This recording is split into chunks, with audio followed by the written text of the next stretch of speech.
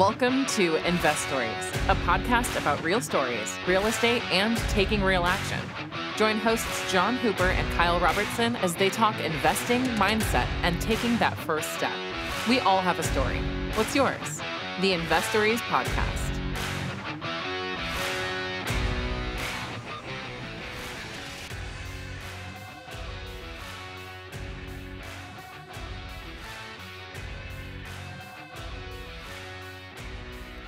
Boo! Bloody yeah.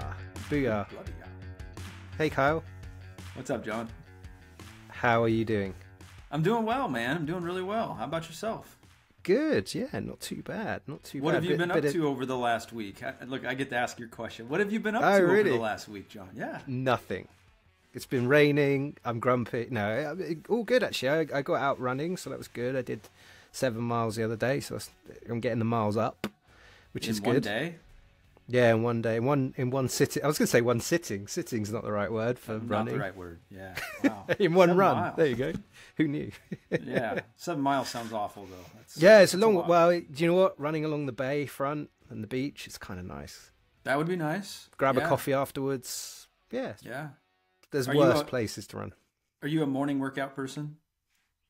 I'm first- not a first workout thing- person. Oh, you mean Oh, my a preferred? morning- Yeah, Are you a morning runner? I guess I should. I have do. asked, Yeah, I prefer getting up early, running. Part of that is parking related, Yeah. Yeah, that but makes part of sense. it is, yeah, getting up. I think the last one I did, I started at 7 a.m. It was Ah. done by 8:30. Having a coffee by 8:30. Sat by the bay, listening to the waves crashing. It's kind of nice. Yeah. Who That knew sounds San Diego wonderful. was so nice? Yeah. Yeah. Everybody. Yeah, oh yeah, everyone says that, right? What have you been up to? More importantly, what have you bought?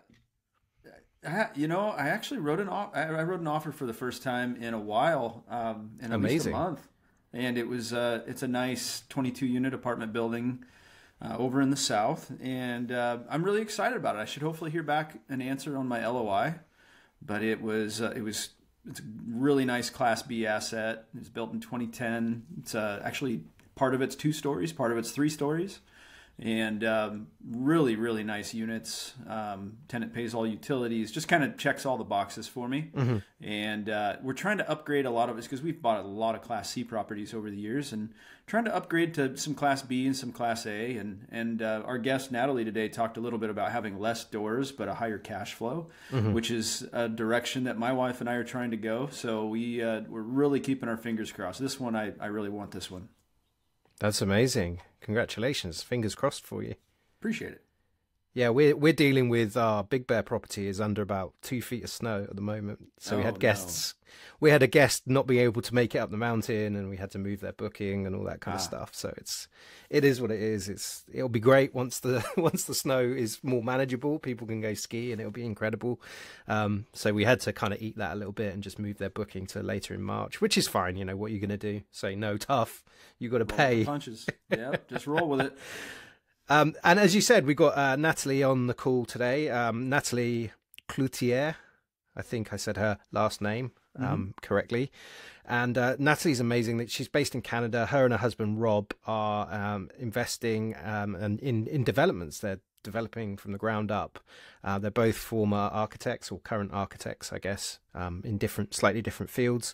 But they're building really, really great properties, fourplexes, duplexes that with a real kind of focus on quality and a focus on raising up a community. And as Kyle said, the focus is cash flow rather than doors, and quality over quantity. And I think that's a really interesting kind of place to be. And equally interesting is they talk a little bit about, or Natalie talks a little bit about private money lending and kind of how she used it to kind of get out of a sticky situation with traditional finance. So that's kind of interesting.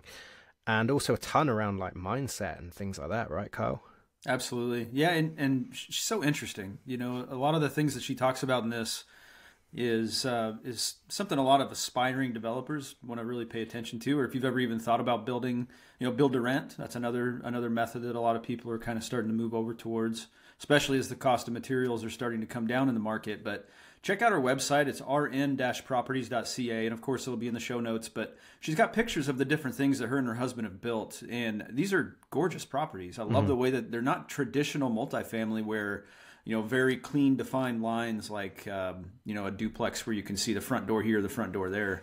These look like mansions. I mean, these are really, really classy properties. And I love what they're doing. She talks through the mindset, how they got started, some of the difficulties that they had, right down to where they're at today, and a total of 28 doors. So pretty neat story. So have a listen.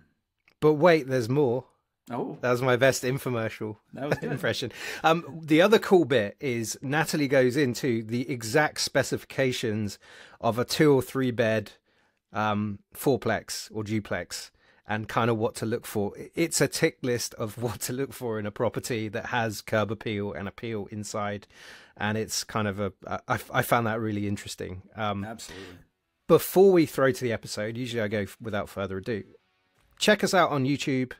And also follow us on Instagram, Investories Pod, and give us a hello. And if you like this podcast, why not write a 5-star review and say, thank you, Kyle, I like your hat. It's a beanie. It's a beanie. What are you wearing there? What did you call that puffy thing there? Oh, a gilet, a vest. A gilet. A vest. A vest. Well, anyway, without further ado, here's the episode.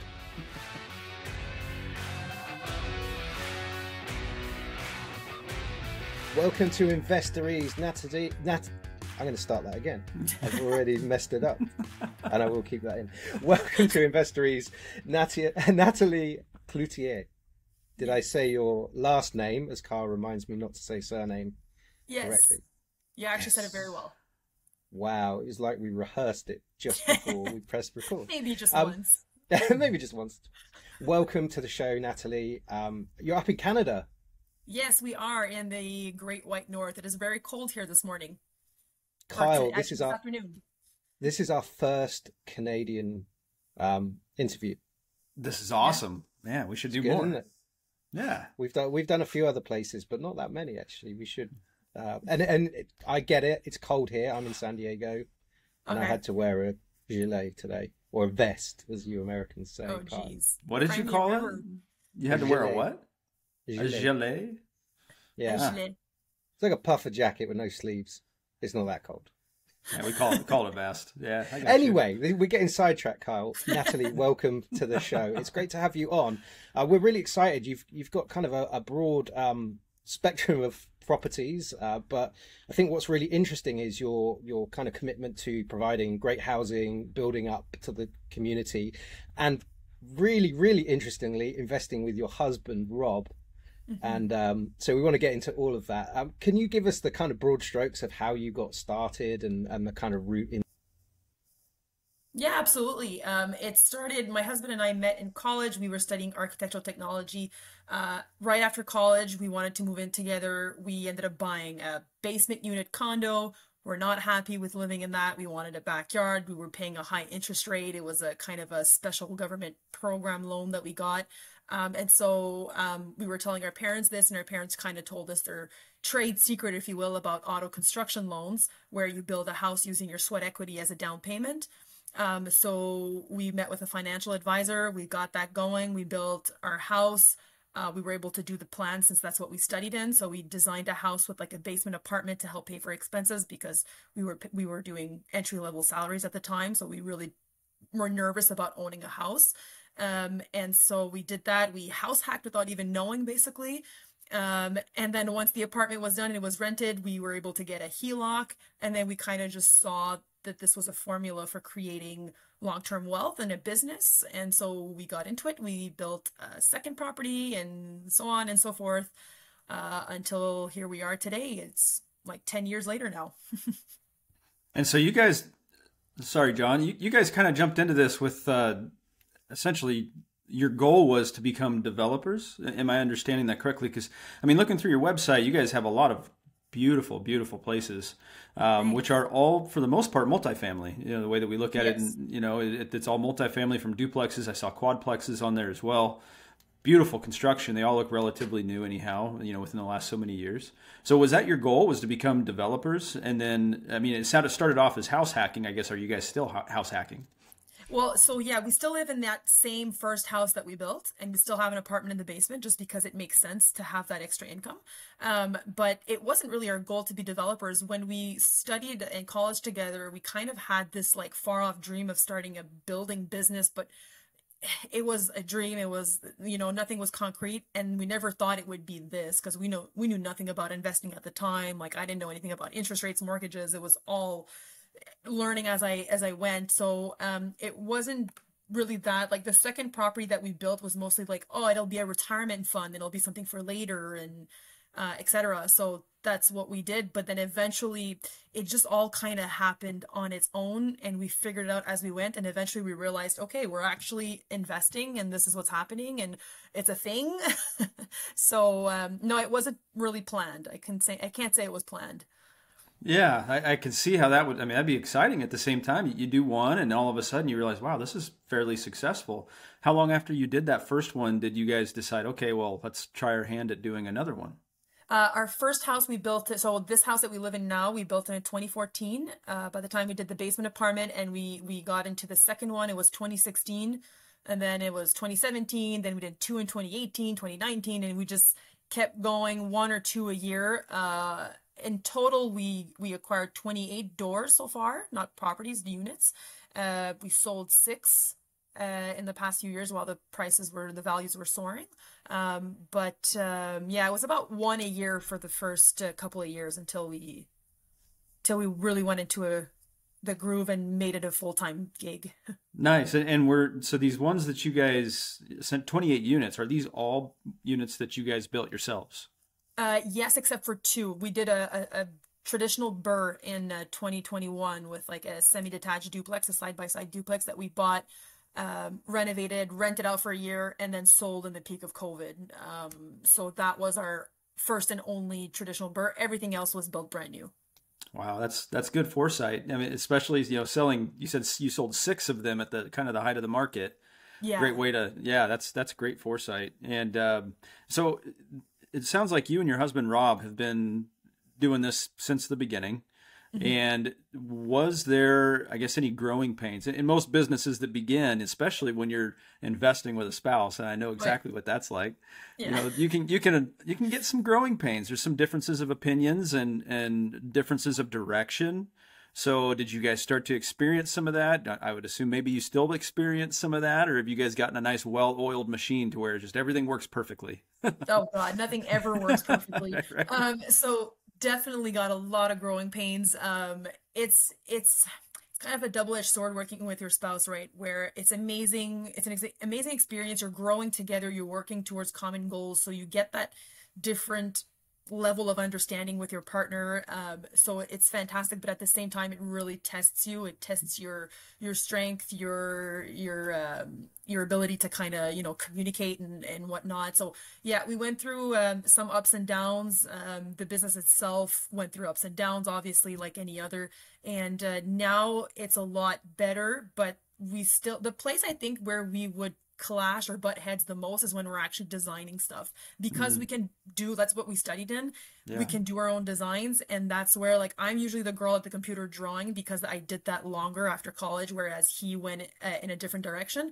But he's more construction side, right? So he'll tell me how to draw so that he can build it the way he wants, but I have my own. So very often we butt heads on that, and we're at a point where we're like, you know what, we should probably start sourcing this out. But it's been such a huge asset to be able to do our own drawings. We don't want to source it out, but we're trying to figure that out. It's getting better. It's being able to leave our 9-to-5 jobs too has been a big stress reliever. Both of us have been feeling a lot less pressure, and we can kind of more manage everything, including our relationship. Everything gets managed a little bit easier because you have less on your plate to juggle. Having a kid in the mix, though, that was a whole other thing. You don't say, right? But the kid's now 18 months old, so we're back in a good groove now. it takes time. I know exactly what that's like, and cheers to you guys for making that work. I'm curious, just I guess the structure of your business. Um, do you guys have employees? Would be one question. I've got multiple questions, but do you guys have employees? And how do you and Rob split up your different responsibilities in the company?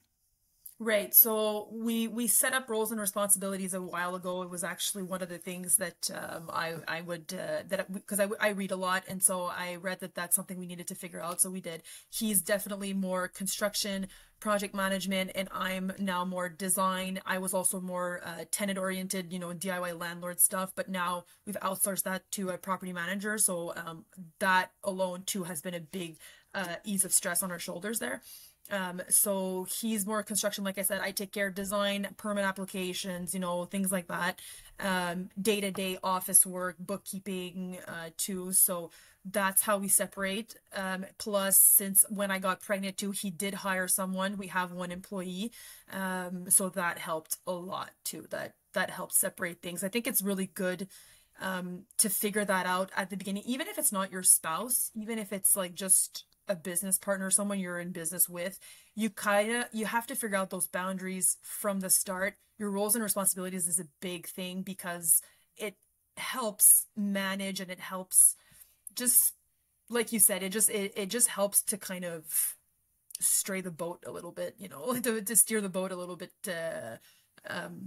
Yeah, absolutely. Yeah, And you know I know what I mean. exactly what you mean. Yeah, I think in speaking business in general, real estate investing, yes, but in business in general, I think one of the biggest things that people have problems with and struggle with is when they get to that point where their business becomes bigger than they are, and then they realize, holy cow, I need to hire. Did you guys experience, like, at what point did you realize that this business was getting big enough that you needed some more help? What were there any telltale signs for you? That it's something that we've been struggling with for a while. We've been wanting to hire someone for a while. The issue that we had is that we didn't want to feel obligated to keep that salary and that person going because when we realized that we really needed to hire someone was when I got pregnant, and I couldn't, because I would help Rob on site a lot. I would go and help him and do a lot of work too. But now I couldn't do that being pregnant, and then I knew with the kid being at home, I wouldn't be able to do it at all. So that's when we figured it out. But then at the same time, we were like, if Rob wants to take time off, because he took the first 6 months off with me when we had our son. And so that's when we were like, well, if we want to keep doing that, take some time off. We're doing this business in order to have the freedom of time. And if we want to take time off, then we can't really, because we have to keep someone on the payroll. We have to keep them going and keep taking on more projects. So it was a big debate that we went on back and forth. And eventually it just made more sense. Rob couldn't do it all on his own. And during COVID too, with the pricing of material and labor, everything went up. We had three constructions going on. And so Rob, right before we had our son, he burned out, right? He couldn't. And that's when we were like, okay, we're going to take 6 months off, because we were already planning to do that with our son.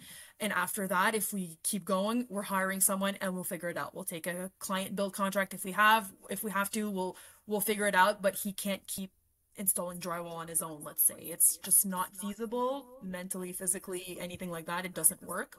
So when you're at a point like that, that's when we realized, that it was too much, but we probably should have done it earlier too. Yeah, no, and burnout's a real thing. For anybody listening, it's one of those things that you don't see coming. And when it does, it hits hard. And if you don't, problems don't get better with age. I mean, that's a real thing. And if you start feeling that way, there's just something that you got to do something, essentially, is what it comes down to. And taking that 6 months off was great. I took off 12 months when I started to burn out on real estate. And it gave me some clarity. I think, did it do that for Rob as well? Did it kind of give a good Absolutely. kind of push the reset button type of a thing, and Yeah. almost refocus you guys back? Now, you guys said that you guys both had or still have 9-to-5 jobs. It sounds like you guys are done with 9-to-5 jobs, right? Yeah, Rob quit his in 2018. That's when he decided to work full time in the business and kind of do the labor himself. And we were able to, it was just easier to manage the constructions that way. And I left mine, first thing this year. Excellent. What industries were you in? Were you in just design exclusively? No, I had switched over to the federal government. So I was Oh, working for the federal government since 2017. and Rob was an estimator for our local lumberyard supplier here. Excellent, excellent. I guess, kind of switching gears a little bit it sounds like you guys were really kind of ramping up, or had already ramped up by the time COVID came around. But I know that worldwide we were having all kinds of issues with materials, and then material prices just started going crazy on us. How did that affect your guys' business? Did you guys have a lot of effect from that? And did it change the way that you underwrote deals, or how did that work? So we were really lucky with, I can't say that it changed a lot, but we were really lucky in the sense where we had already bought the lots and we had lined up our projects before everything went crazy. I think we bought 3 lots in 2020, but like prices hadn't yet soared when we bought these. So just that, it was easier for us to figure out the budgets while we were building. We were also lucky in a way where we had 2 fourplexes that we were building, like started 2020 and 2021. I don't remember exactly the sequence, but we had bought and stored a bunch of materials ahead of time without even knowing that there would be supply chain issues. It's just one of those things that we're like, oh, there's a good deal on flooring. You know what? Let's just buy it all right now and stock it up. And we were happy we did. So a couple moves that happened just at the right time. We did do 1 fourplex though in the middle of the peak, like 2021, when everything was crazy, and the lot we had already purchased before, thank God, but everything else that we got really hit with the lumber and like material pricing and labor prices. But Rob kind of scaled back, and because we were at a point where it was either we would hire an employee or we would start subbing out a lot more to sub trades, right? So at first we were heading towards subbing out so that we wouldn't have to have an employee and Rob could take time off. In the end though, we couldn't do that with COVID because everything was too expensive. So it was better math to have an employee and have just like a labor on site to help him out, like a second pair of hands, and take on more of the labor work himself. So we were able to keep our loan to value ratio at like 70% with that, which really helped us because interest rate when we signed was like at 6%, right? And we were planning, we knew things were going to get back up. Interest rates weren't going to stay that low forever, but we were planning at a 5%, not 6. So, it was still a hit. Yeah, that hit a lot of investors, including myself, where it just really slowed my business down entirely. Nothing was underwriting correctly. No, exactly. It didn't make sense. No. That's super interesting, and the fact that you're making those deals work at that percentage is kind of really interesting, and the mechanics of how that works as well. Kyle, sorry, I interrupted you as you take a big gulp. No, it's okay. It's okay. It's just, at a certain point, you kind of have to make it work. And, I guess, and I meant to ask a question earlier before this last one, but I'm curious why, like, what's your direction with this business and what's your purpose? Because, everybody needs a purpose in anything that they do, especially in investing. Otherwise, you burn out. Mm-hmm. And I'm curious what it is that you guys are trying to accomplish. Is there an end goal here? Because goal setting in this type of a business is so super important. So is there something else more so than just, becoming financially and also getting time freedom, becoming financially free and accomplishing time freedom? Our goals change often, to be very honest, but mostly, so right now we're looking at doing a larger development project. It is mostly just about hitting our target cash flow, target monthly cash flow. Once we can hit that, it'll be other opportunities. We like, the idea of maybe starting other types of businesses. We might do something completely different. It might stay in the construction industry. We're not sure, but our goals change pretty often. We try to keep the same business statement or business mission, where it's just to provide quality rental for any person who's looking to rent, whether it's for 1 year or 20. So that's like our mission statement. So with that, we focus on trying to accomplish more cash flow, less doors, if that makes sense. So like we have a minimum threshold of how much we want a door to cash flow. And so when we're shopping for deals, like let's say we're looking at a 5-plex, but it cash flows less than a duplex, we're going for the duplex. We don't want to just have, we want 50 doors. No, because 50 doors means nothing. It doesn't mean you're cash flowing. So we want to have the most amount of cash flow with the least amount of doors, so that we can, and that's the way we say it, as we can keep this like the same level or the better level of service that we can provide for our tenants. Because if we don't have cash flow, well, then we can't hire the good maintenance or you know what I mean? Like we can't absolutely provide the good service if we don't make any money. So We're just trying to kind of get to a point where we can reach that target monthly cash flow. And then from there, we want to create generational wealth too for our son. We want to get him in that. We want to make sure that he understands the value of hard work and that he can kind of maybe take over the business if he wants later, if he wants to do something completely different, then whatever. But we want to teach that to our son. We want to pass it on, but we're not stuck on doing this forever. It would be cool to have a construction business too, though, like grow a construction business, have more employees and let them kind of handle it while we go on vacation once in a while. Because right now it is a bit difficult to take vacation. So that's one direction. We kind of have different directions that we want to take it, and we're keeping it open. We're not stuck on one thing. I don't know if that's the right answer, but that's our answer. I really like that. I think that the cash flow thing is really interesting, certainly around the idea of more overheads, right? Especially in how there's so much economic uncertainty and like what we're all going through and stuff is kind of interesting. Like actually more inventory is actually not better, or more doors isn't always better. So that's super cool. And I think the other thing that really taps into that is the community piece, and we've heard that a lot recently, right, Kyle? That it's a bit more of a cause, and that's something I've really wrestled with. Is like I was purely looking at cash flow.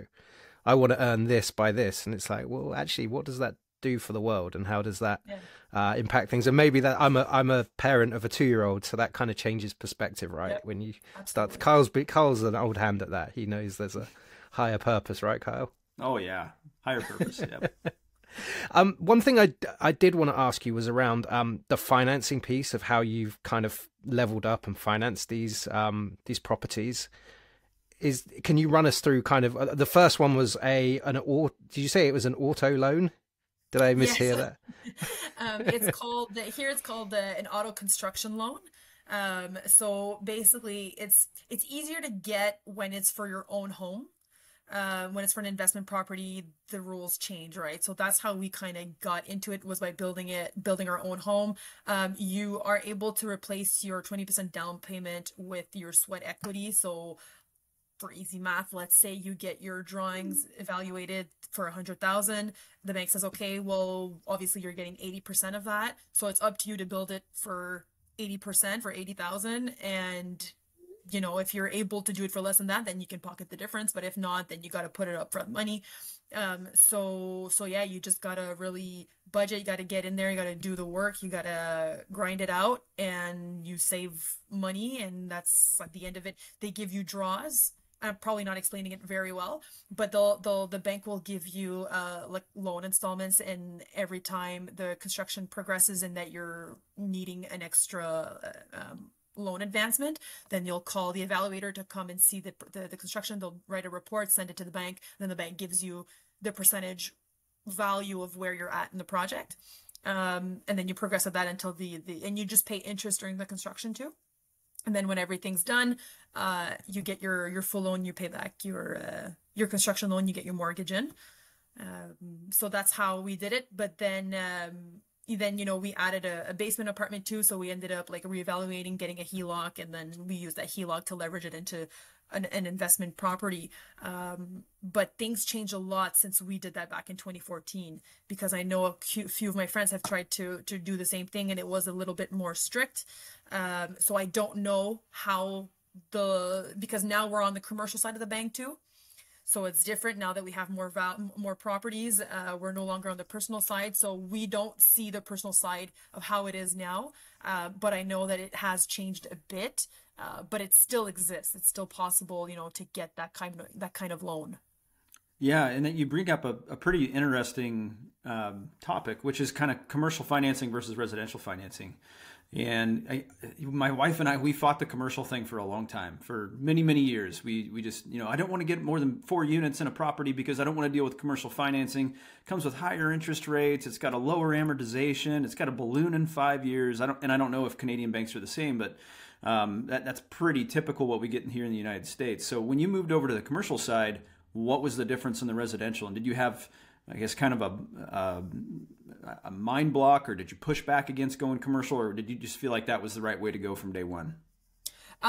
We didn't really have a feeling about anything. We just kind of went with it. It was like, okay, we're getting roadblock here. we want to do this project. What do we do to get it done? And so they told us, well, you have to do this, you have to do this. Okay, cool. We're just going to do it. So we just kind of went through the waves, and whatever happened, happened. And eventually everything got transferred over to the commercial side, I call it there. So we're with a credit union though. We're not with a traditional bank. So they have a little bit more flexibility in the construction loan. Like there is the credit union that is known for that in this area where I am. Yeah, I think it was at we crossed over at 1.2 million in terms of mortgages. So we had that in the personal, like, okay, well, now you have to cross over. But I honestly, it's been years. We crossed over in 2019, I think. So I already don't remember. To me, it's just like, okay, it's dealt with, it's done. So I don't retain the details. What are the differences? And you just said you don't retain the details, Yeah, but I can remember.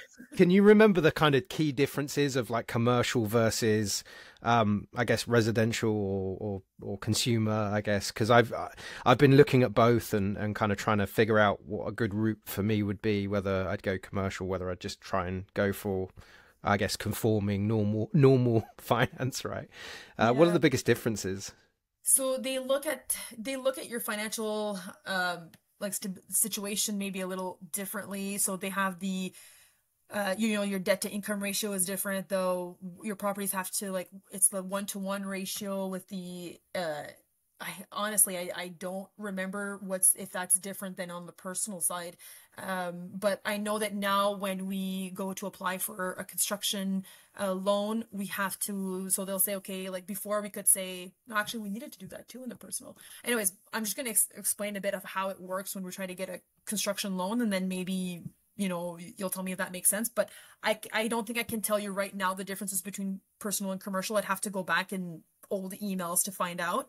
But they did, now they ask us, so we get our appraisals done for the construction drawings, and they'll say, okay, you need to, so you know how an appraisal works usually for, well, it's like that for everything, but for construction, they'll give you the cost approach, the income approach, and then like the market value. So they'll lend us 80% of the cost approach, which is usually the lower number. And then you have to be able to provide or show that you can provide the 20% in down payment, that you have it available either in a line of credit or in cash or something like that. And then you have to put it up front yourself. Like you have to get the ball rolling in the construction, put up all that money. So if it's $100,000 that's needed for the down payment, you have to put in $100,000 in the property before they advance that first loan installment on the construction. So you have to get it appraised first and say, okay, you are at that value. Now we can give you the first loan. But before in personal, it wasn't like that. I think they were able to kind of advance it up front, if I remember correctly. But again, that might have changed in the last years, right? It might not be the same in the personal anymore. That's the first thing I can remember of what's different.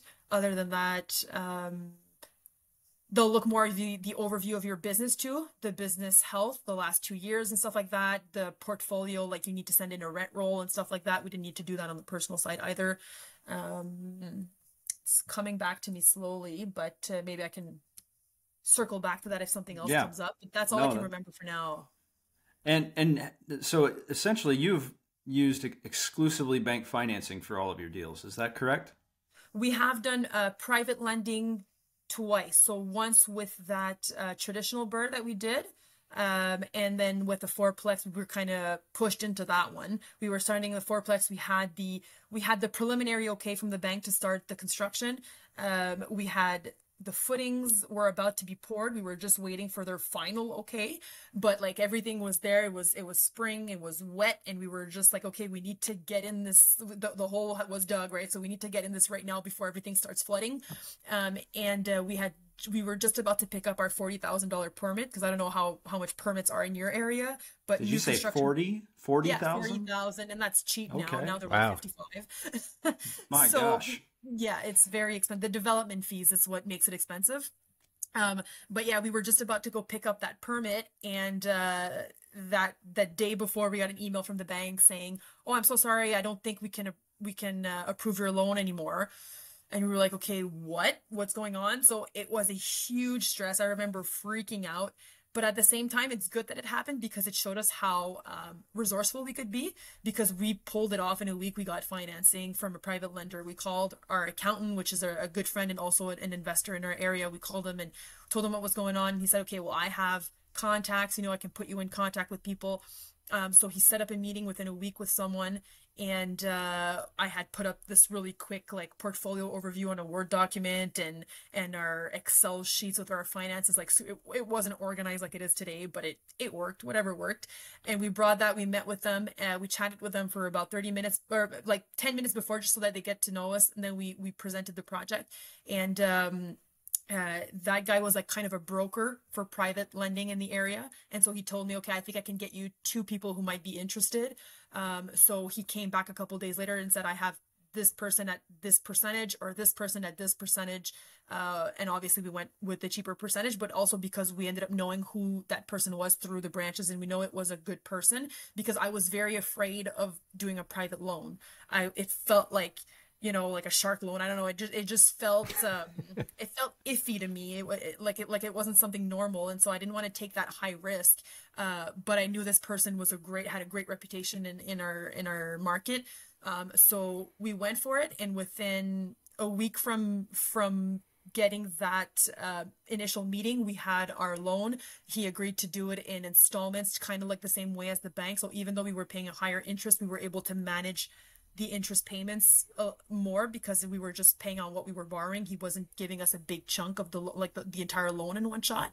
So that went really well. And then turns out like a week after that, the bank was like, oh, I'm so sorry. Turns out it was just a mistake on our end. We're good to go. And we're like, yeah, well, too late now, but too late. Let's have a mortgage though. That's amazing that that cycle is so quick. I'm with you. I find it kind of icky, I guess is a word. But I do private lend through my retirement account, so that makes zero sense, right? In terms of that pitching process, did it feel like a pitch? Did you have to pitch yourselves and then the project, or how was the conversation? It was okay, because that broker was very sweet. He made us feel comfortable, and we just, I was used to meeting clients at my old job being a designer. I was kind of used to talking with people. So we just chatted, and, we're French. So that gentleman was French too. And it just felt comfortable. It was like someone local from our area.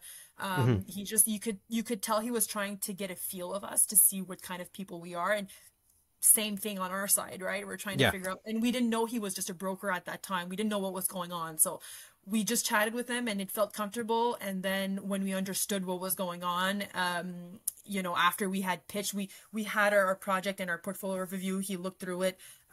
But it was comfortable. It was okay. And I think it's important that it felt comfortable. If it wouldn't have felt comfortable, I wouldn't have went through with it. Right. And what was the exit strategy out of that? Was it did you just pay back the loan? Did you go back to the bank and refinance, or what did that look like? Yeah. So when the bank had come back and said, oh, I'm sorry, it was a mistake, we're good to go. We said, okay, well, we found another way. Thank you anyways. But let's meet back in a couple months to talk about the mortgage, right? So we still went ahead with the mortgage with them. And so as soon as construction was done, we still had it appraised and sent the report to the bank. They knew what the project was going on, right? They were aware of the file, obviously. And so once we had our mortgage, we were able to pay back our private lender. And that was that. That was the exit strategy. It took us, I think that project took us longer. That might have taken us almost a year, but it's because Rob was doing everything himself. A lot himself, not everything, but a lot himself. So it did take longer, but yeah, no, we didn't really have an exit strategy plan other than, oh my God, we have to get a mortgage and pay this guy back, because we were stuck, right? We weren't planning on getting a private lender. Interesting stuff. And when you say he was doing a lot of it himself, was he actually working on the house itself or managing the project itself? No, Rob doesn't. Rob works a lot on the project. Like, oh, he does. Okay. Oh yeah. He's in there swinging the hammer, installing the drywall. That's drywall is his thing. He loves that. But yeah, he'll. Yeah, I know. He's weird, right? Don't get it right. I'm a firm believer that there are some things in this life that are worth paying for, and drywall is number one. Yeah, Oh, so he loves boarding up. He doesn't do the plaster though. We hire for the plaster, but he oh, loves good. boarding up. Okay, yeah, Yeah. that's not so bad then. I'm not a very artistic person, so when I have to do something and make it look good, it doesn't go very well. I would love to know how you guys find properties. How do you source lots? Because I'm assuming you're purchasing these lots. You said you earlier during COVID you had already purchased a lot and then you were able to build on it. What are you guys doing to find these? Are these all on market deals, or are you building relationships for off market stuff? How do you do That that? too, yeah. So yes and yes. So we do a lot of properties that we got was from MLS. So just something went on the market, but it wasn't back then. Finding lots wasn't a crazy strategic maneuver like it is today. Ever since COVID, lots now are going for 4 times what they were before, and they're leaving within 28 minutes of being posted online, right? So Mm. it's not the same. Before there was like a lot for their first lot, we bought it for $35,000, and now that same lot probably would sell for like 150. I don't know, but so it's not the same. And like we had time to actually analyze a property back then and look at it and do our research before even putting in an offer. So back then it was easier. It was more of a laid back thing, but it was a lot of on market deals, MLS.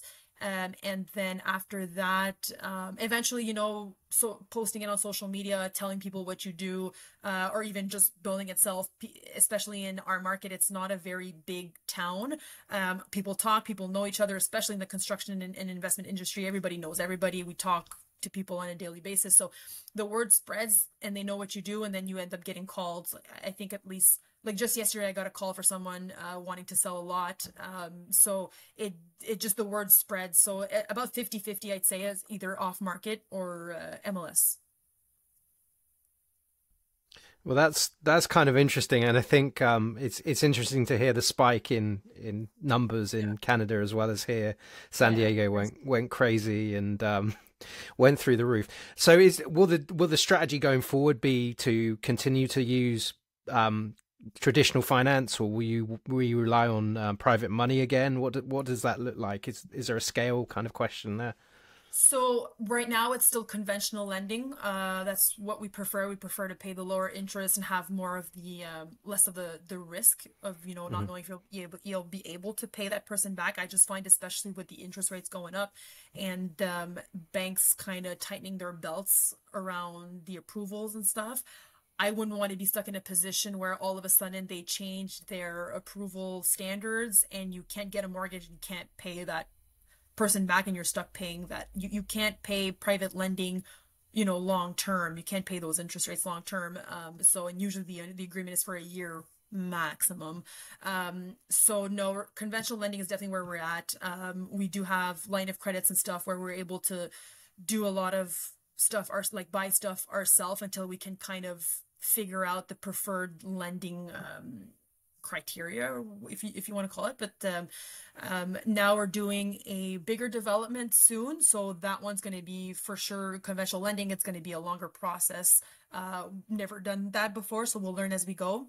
We're going to look at probably government funding too. There's programs where, like, if you can do lower income housing, you can get a way better interest rate, and so we're going to look into that.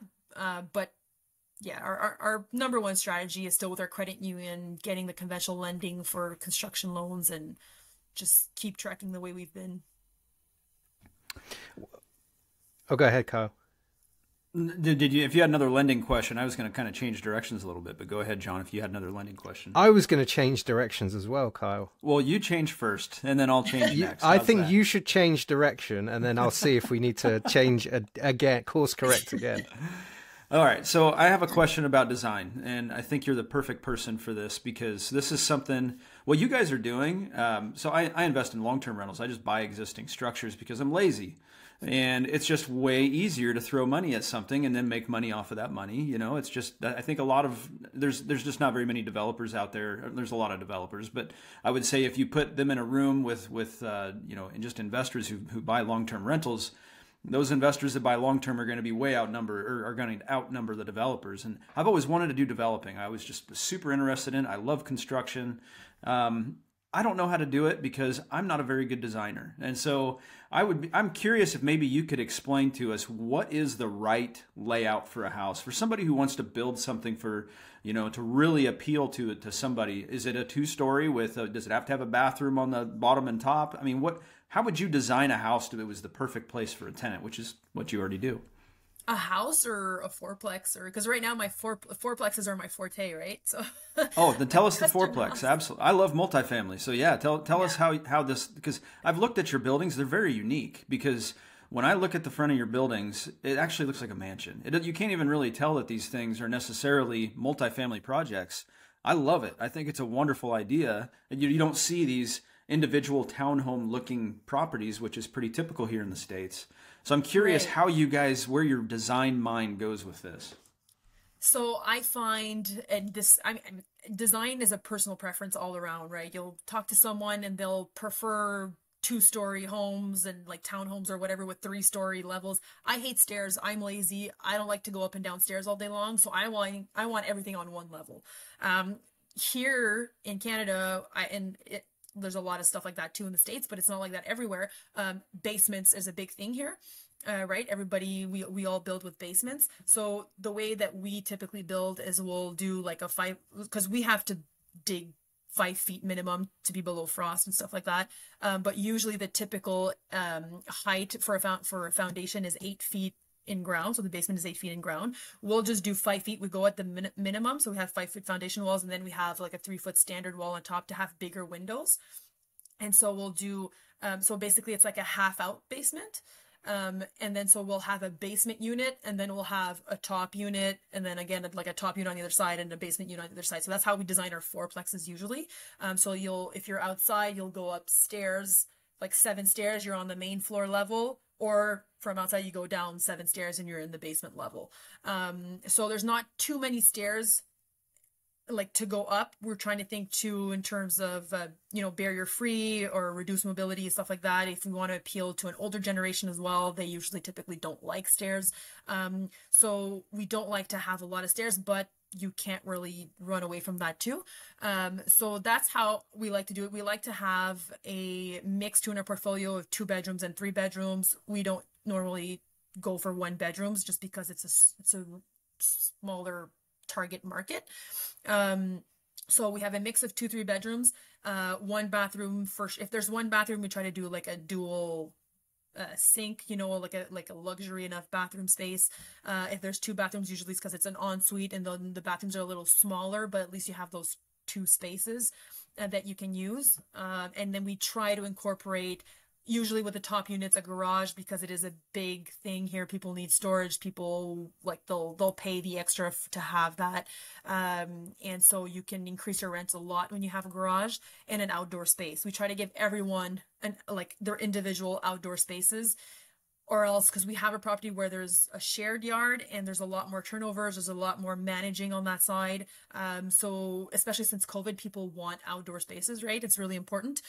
So we try to incorporate that with each design. So outdoor spaces, garage, reduce the number of stairs, big windows for natural light, luxury enough bathrooms. We try to incorporate too their own laundry rooms, because like laundromats here is not really a thing. There is one in town, but people usually have their own laundry machines.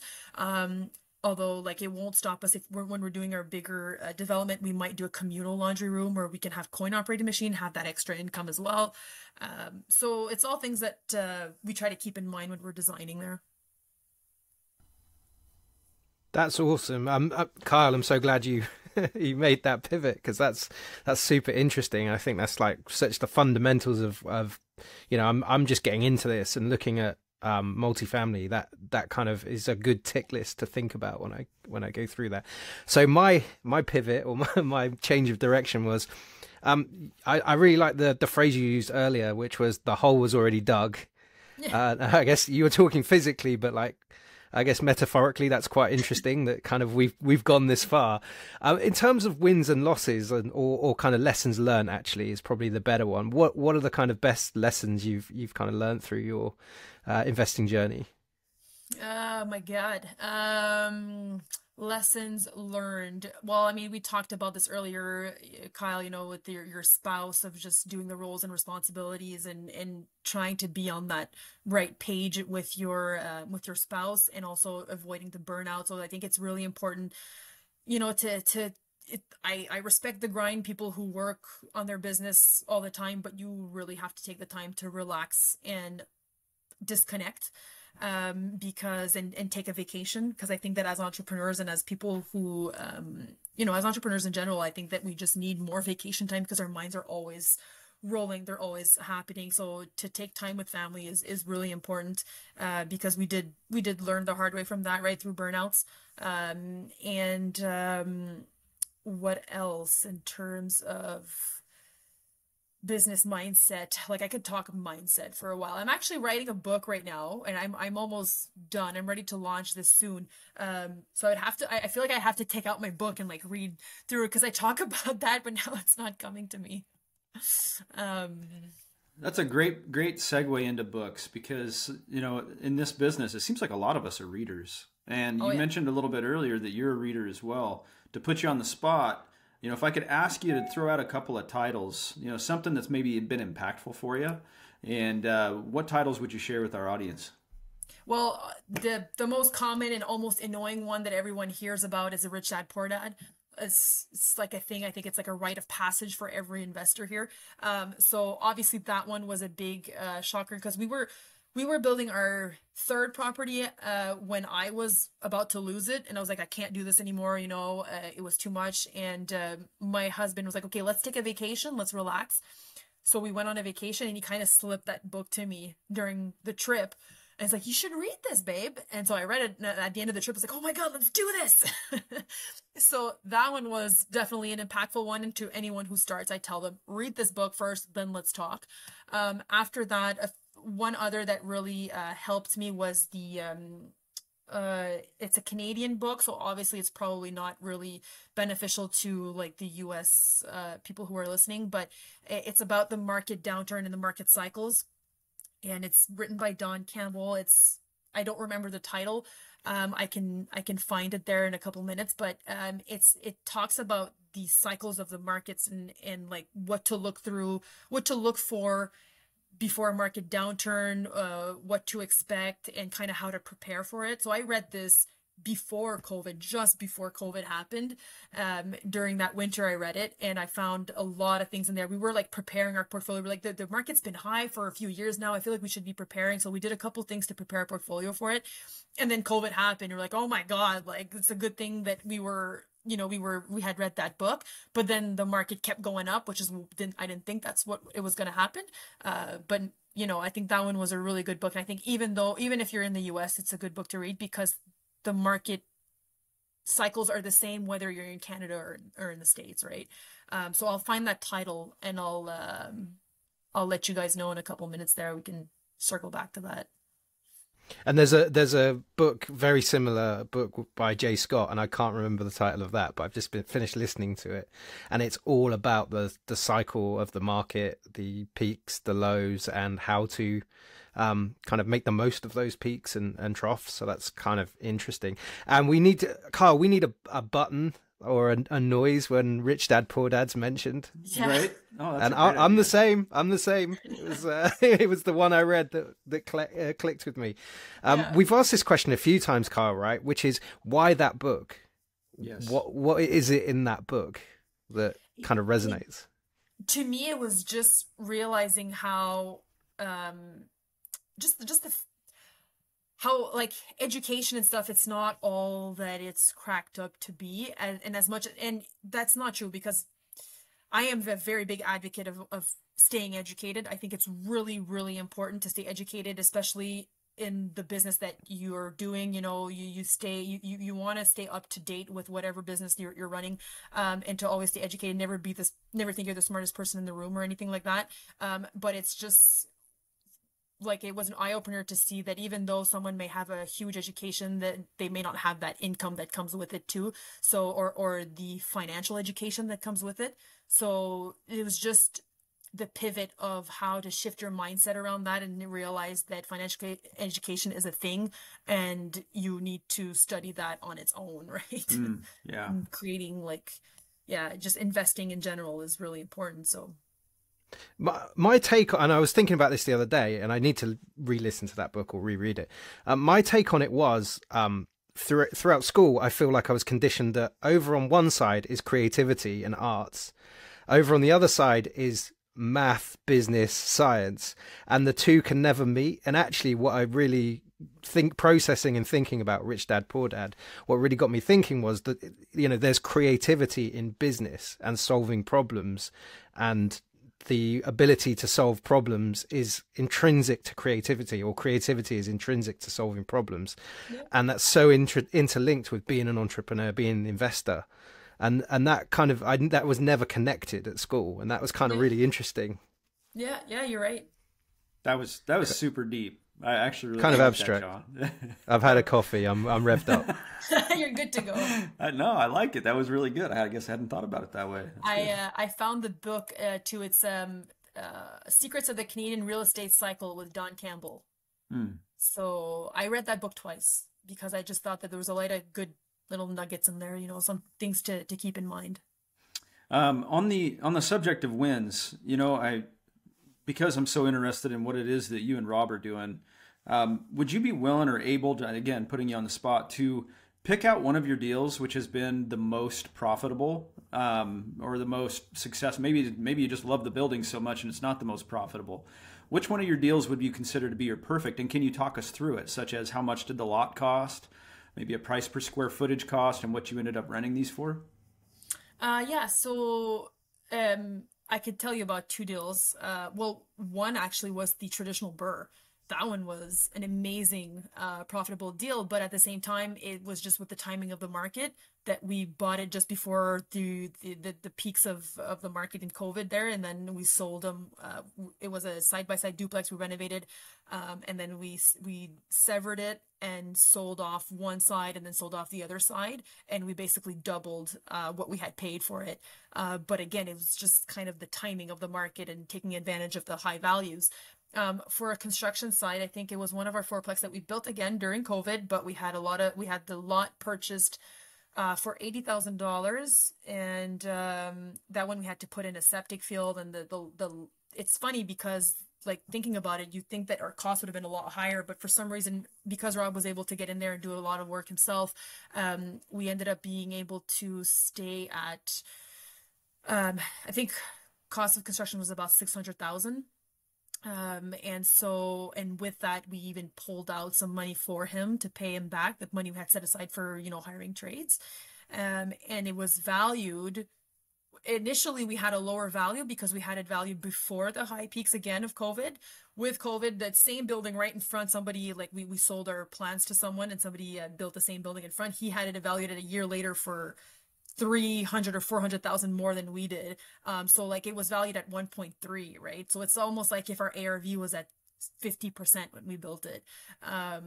So that one was really good. And right now the rents are below market value because, again, it was just the timing of the market, but we rented the top units for $1,650, but they could go for $1,900 today. And bottom units I have one bottom unit for $1,650 because we had a turnover. I was able to raise the rents, and the other one at $1,500. So that one cash flows. It cash flows really well. I think it's about $2,000 a month.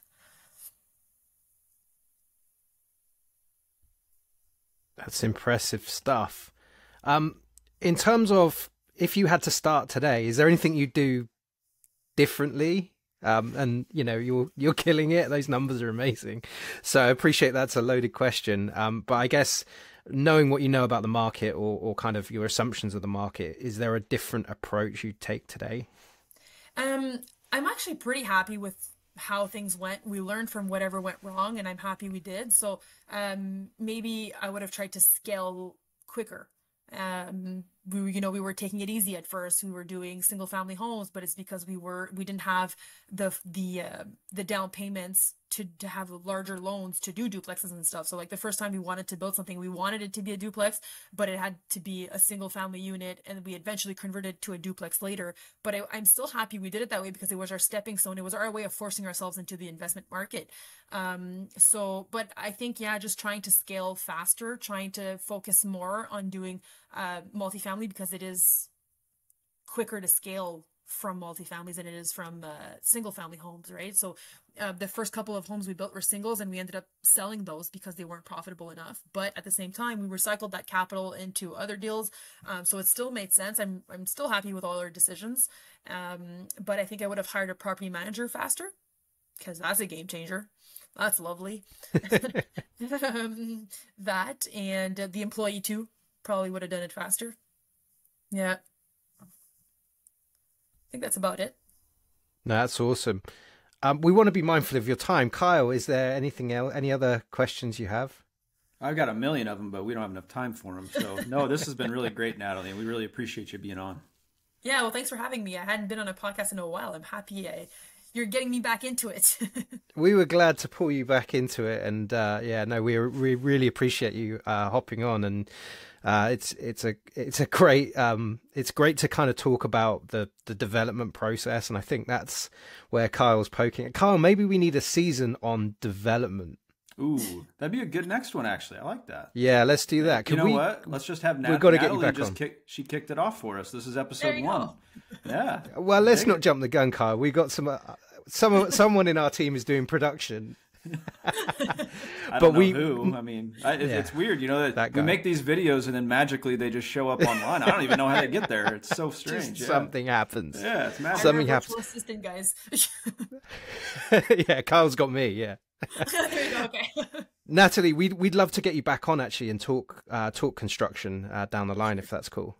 Yeah, for sure. Putting you on the spot. Yeah, no, for sure. Send me a message and we'll make it happen. Absolutely. Natalie, thank you so much for coming on the show. We really like the candid conversation, and the construction piece is so super interesting, especially to Kyle and myself as well. San Diego's a ripe for construction market, so always interesting. Yeah. And thank you so much. Yeah, no problem. Thanks for having me. Like I said, it was great chatting with you guys. Great. And we'll be back next week. Welcome to Investories, Natalie. I'm going to start that again. I've already messed it up, and I will keep going. Welcome to Investories. Thank you for listening to the Investories podcast. We all have a story. What's yours? The Investories podcast.